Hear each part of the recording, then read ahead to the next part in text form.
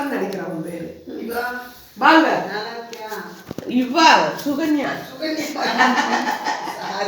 வாங்க வாங்க.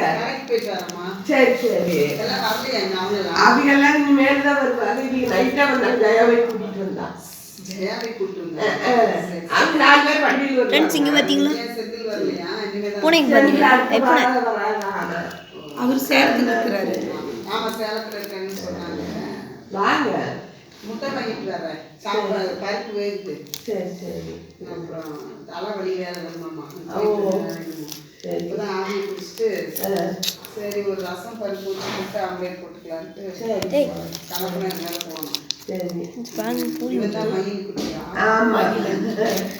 பேசுறா. இதான் தம்பி பையன் ஜோறு தான் போல இருக்குமா. ஃபோர்த்து படிக்கிறாங்க. அவன் அதுதான்.